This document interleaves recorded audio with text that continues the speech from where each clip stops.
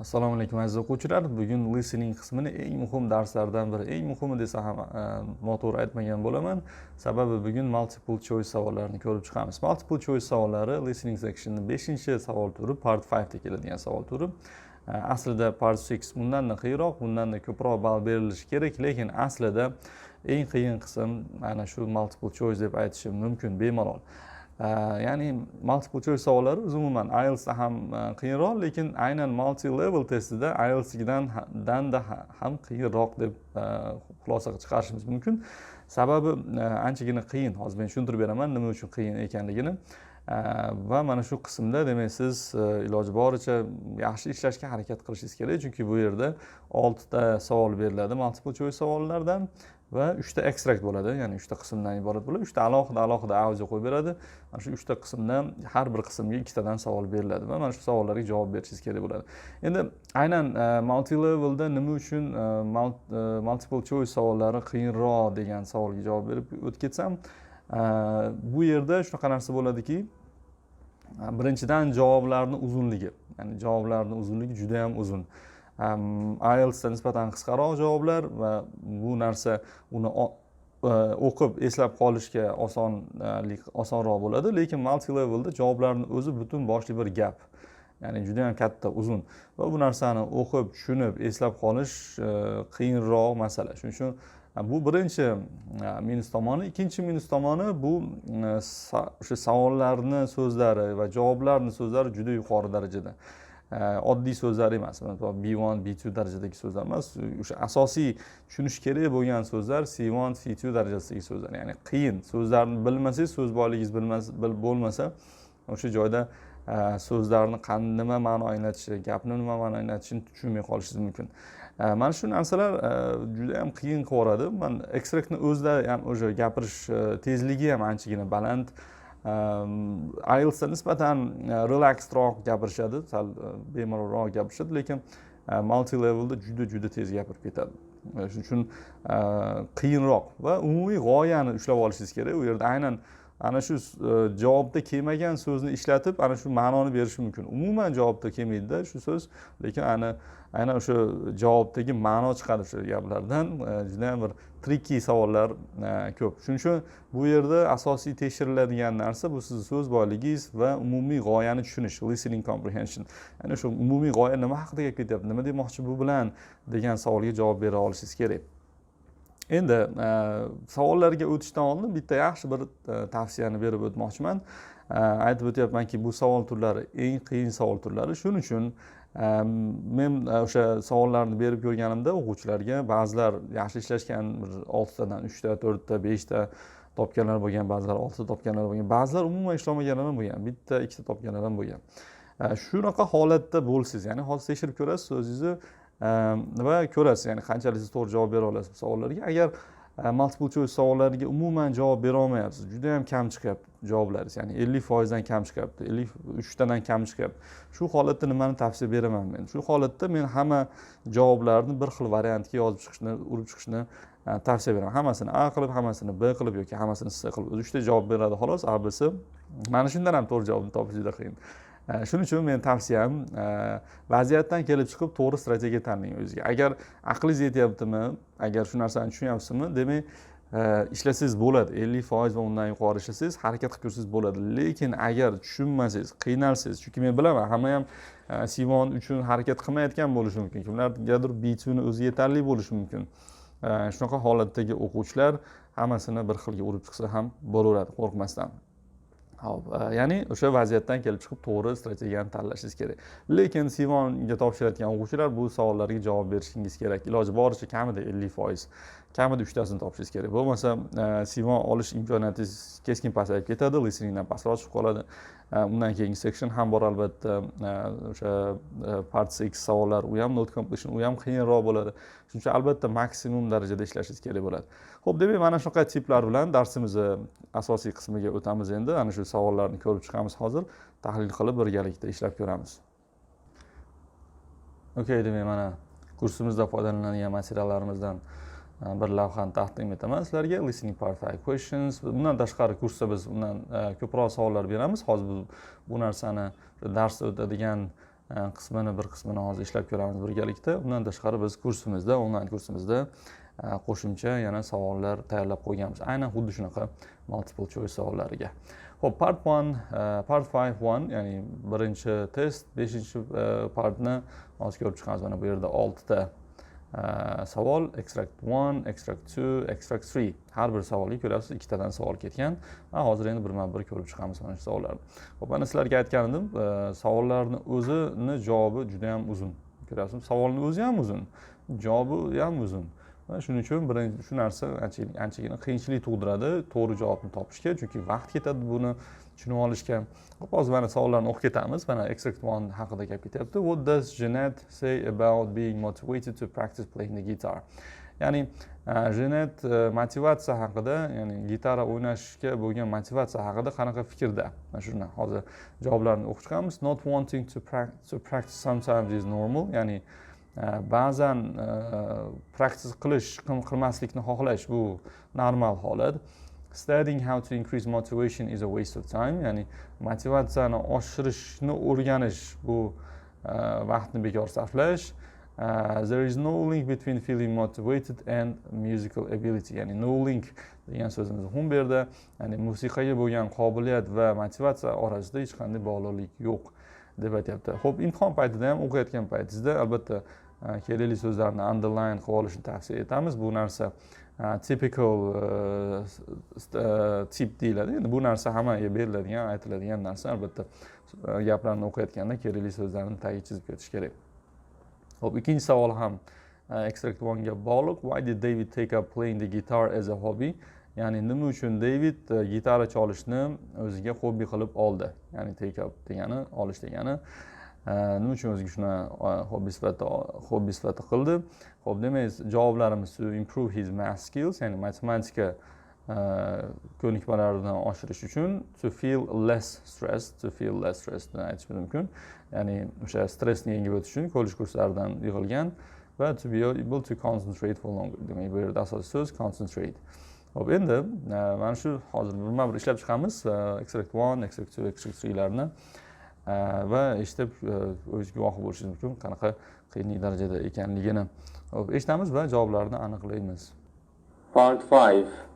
You hear two friends, Jeanette and David, talking about playing the guitar. Hi, Jeanette. How's your guitar practice going? Hi, David. Well, I only started learning to play the guitar about 6 months ago, and I am making progress, although it doesn't always feel like that. I have good days and bad days. I wonder if great famous guitarists have the same problem getting motivated some days. My mum keeps telling me to practice more, so I looked up on the internet what to do to spur myself into action, and yes, there's loads of suggestions. But after a few futile hours browsing, I realized just reading about it wasn't the solution. Okay. So mana shu joyda javobni aytib ketdi. After onam practice qilishni tavsiya qiladi dedi, lekin internetda bir o'qib ko'rishdim, lekin bir necha bekor vaqt o'tgan soatlarimni hisobga olsak, bu is not a solution. Futile hours degan so'zni aytib ketdi bu yerda va not a solution. Mana shu so'zlar orqali javoblarni topib olishimiz mumkin. Tak, hozir ozgina kichaytiramiz buni. Xo'p. Ya'ni mana shu so'zlarni bilsangiz, to'g'ri javobni topib olishingiz mumkin edi. Ya'ni futile degani bo'sh degani, bekorga sarflangan degani. Bir necha bekorga sarflangan soatlardan keyin men shu narsani tushunib yetdimki, bu haqda o'qish is not a solution. Xo'p, mana shu joyni yana bir marta qaytarib qo'yib beraman, eshitib olishingiz mumkin. After a few futile hours browsing, I realized just reading about it wasn't the solution. Ya'ni u haqda o'qish wasn't a solution. Ya'ni bu yechim emas. Demak, javobimiz bu yerda studying how to increase motivation is a waste of time. Ko'rasizmi, mana waste of time haqida umuman gap ketmayapti. Time haqida yoki studying haqida uni o'rniga reading degan so'zni ishlatdi, futile degan so'zni ishlatdi. Mana misol uchun futile degan so'zni bilishingiz kerak. To'g'ri javobni topish uchun. Ya'ni sizni so'z boyligingiz yuqori bo'lishi kerak. Xo'p, davom etamiz. Endi ikkinchi savolni eshitamiz va javoblarini belgilaymiz. Still, I really think playing the guitar is a great pastime, and it's certainly doing what I hoped it would for me. On my college course, we were getting into some really complex work. Oh, yeah, you're doing maths, right? And I was finding it hard to keep focused when I was doing these really long calculations, and I heard that learning a musical instrument can help with that. Hop, mana shu joyda endi maths degan so'zni eshitib turib, maths eshitdim, to'g'ri javob deydiganlar qopqonga tushgan bo'ladi. Atay bu tuzoq shunaqa tuzilgan bo'ladi savol. Ya'ni bitta so'zni aytadi, lekin u so'z aslida javob bo'lmaydi. Hop, to improve his math skills, ya'ni math skill'larni improvement haqida gap ketmayapti. Bu yerda boshqacharoq fikr ketilyapti. Mana shu joyni yana bir marta eshitamiz. Oh, yeah, you're doing maths, right? And I was finding it hard to keep focused when I was... Hop, and I was finding it hard to keep focus, ya'ni diqqatimni jamlashga qiynalayotgandim. Demak, javob C bo'lish kerak. Hozir shuni yana bir marta javobini shu joyning oxirigacha aytib qo'yamiz. Nima uchun C bo'lishini yana tushunib olasiz. Demak, bu yerda focus so'zi ketyapti. doing these really long calculations, and I heard that learning a musical instrument can help with that. And does it? Without a doubt. Hop, demak, mana aytayaptiki, bu yerda hop, focus degan so'z ketdi mana. Focused va without a doubt deyapti. Ya'ni shubhasiz degani. Ya'ni men bildimki, eshitgandimki, musiqa instrumentini o'rganish fokus qilishga, ya'ni konsentratsiya qilishga yordam berar ekan degan narsani eshitdim, o'rgandim. Bu haqiqatdan yordam berdimi desa, without a doubt, shubhasiz. Bu narsa juda ham katta yordam berdi menga deyapti. Mana shuning uchun bizning javobimiz bu yerda C bo'lar edi. Some of my classmates were getting a bit anxious about college work, and I've recommended learning an instrument to them.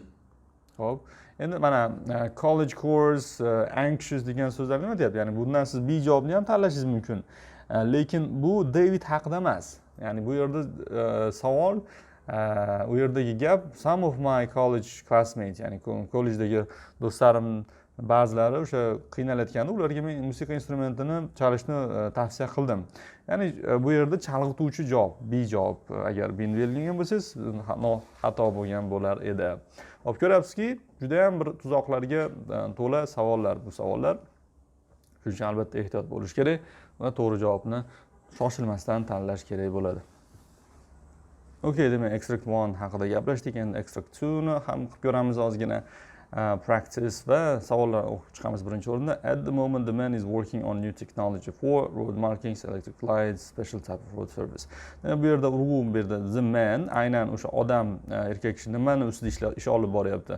Shuni aynan bilishimiz kerak. Bu yerda road marking, yo'l belgilari, electric lights, hop, endi bu yerda highlight qiladigan narsa kam, shuning uchun o'zimcha qoldiraman.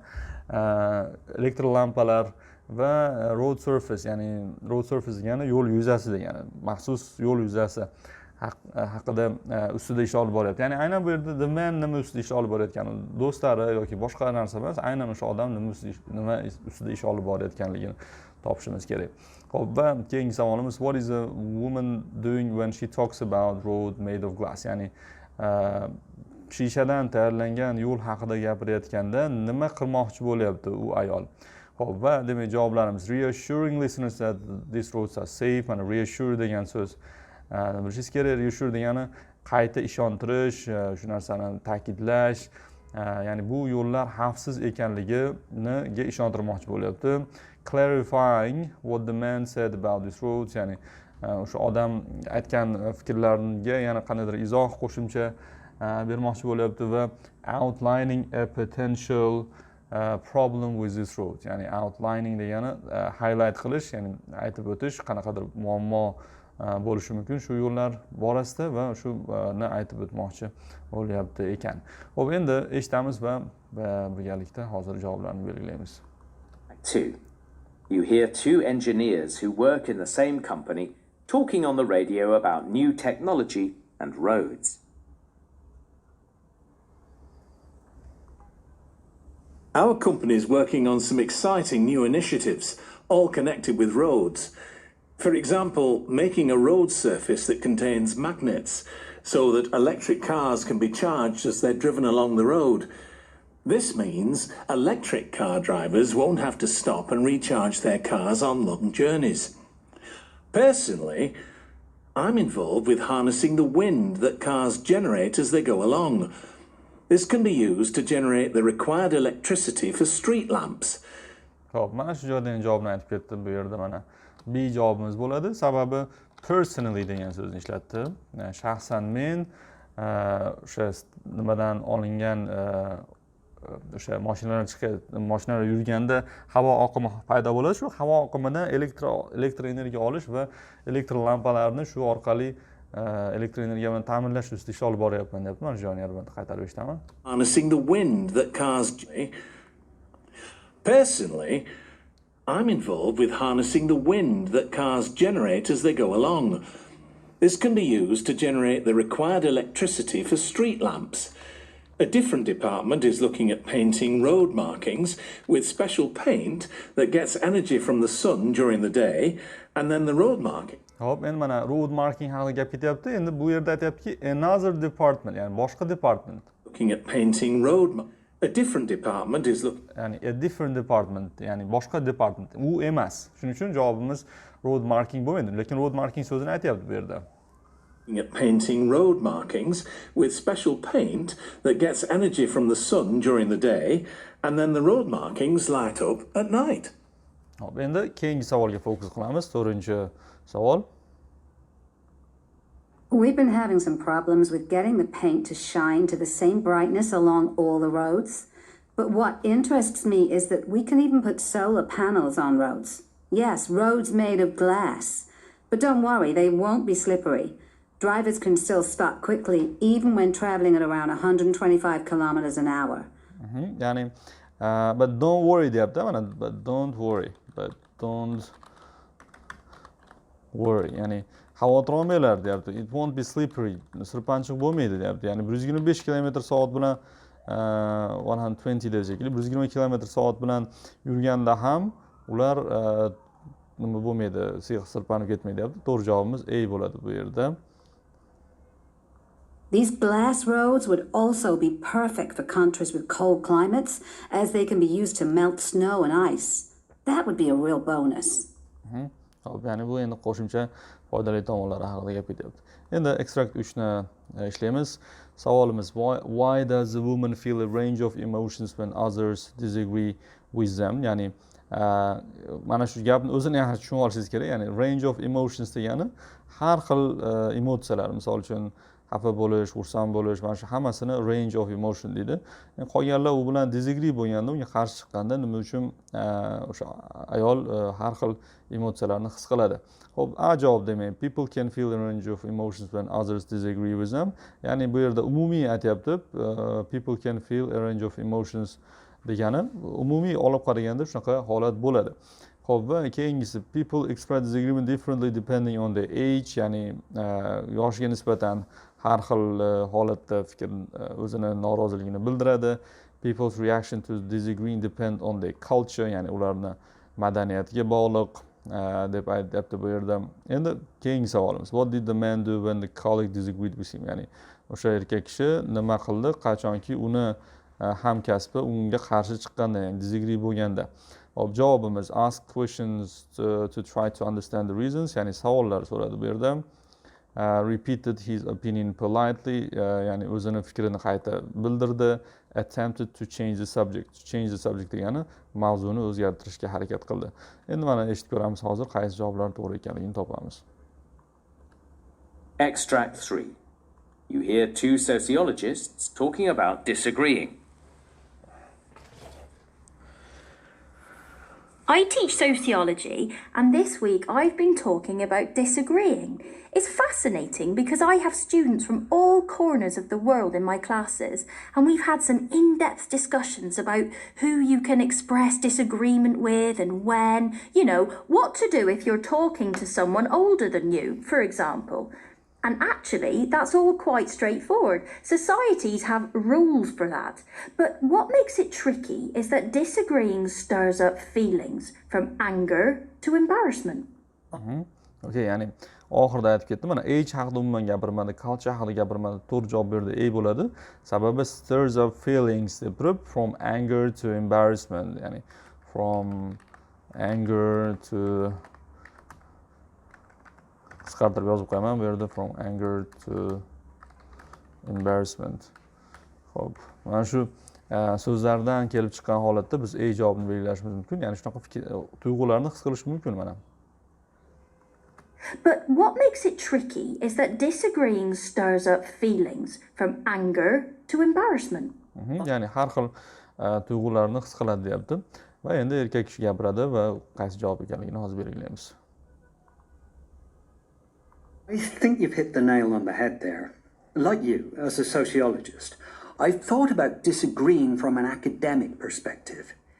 Interestingly, though, when someone at work disagreed with my proposal to introduce flexi time, I realized there's a great difference between theory and practice. I almost immediately started steering the conversation to something else. I didn't do it in a rude way. Xo'p, ya'ni to'g'ri javob berdi C. Demak, javobimiz bu yerda steer the conversation to something else degan javobni aytdik. Steer the conversation to something else. Steer the conversation to something else degani boshqa yoqqa burish degani, gapni boshqa tomonga burish. Steer the conversation to something else. Demak, to'g'ri javobimiz bu yerda C bo'lar ekan. Okey, mana ko'rib turibmizki, bu yerda asosan so'z boyligi juda ham ko'p yordam beradi. Agar yaxshi so'z boyligingiz yuqori darajada bo'lsa, bemalol ishlashingiz mumkin va idiomatic expressionlarni tushunishingiz kerak. Mana steer the conversation degan steer degan so'zni bilmasangiz agar, bilmasligingiz mumkin. Steer the conversation to something else. Bu gapni boshqa yoqqa burish degani. Okey, demak mana part 5 savollarini ham qanday ishlashni o'rganib oldik. Yana bir bor ta'kidlayman, bu yerda albatta birinchi o'rinda so'z boyligi va comprehension darajasi, sizga e'tibor berish darajangiz juda ham yuqori rol o'ynaydi to'g'ri javob berishda. Yana shu narsani ta'kidlab o'tmoqchiman, boshida aytgan strategiyani. Agar sizga bu narsa qiyinlik qilayotgan bo'lsa, bemalol bitta harf ko'rib chiqishingiz mumkin. Ayniqsa B2 olmoqchi bo'lganlar bu savollarni juda ham bir o'ylanib, qiynab o'zingizni o'tirishingiz shart emas. Agar bilmayotgan bo'lsangiz, qiynalsangiz, mayli, bitta harfga urishsangiz ham bo'ladi. Okay, thank you for watching. See you soon. Take care.